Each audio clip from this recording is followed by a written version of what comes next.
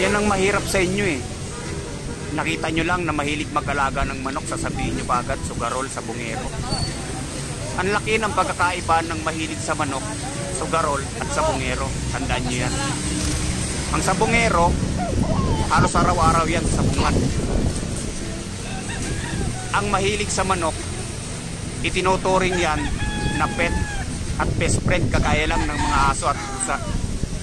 Kaming mga mahilig sa manok, itinuturing namin itong pantanggal ng stress, libangan at passion. Kung magsabong man kami ay bibihira lang. Napakalaki ng naitutulong ng pagmamanok sa aming mga mahilig sa manok.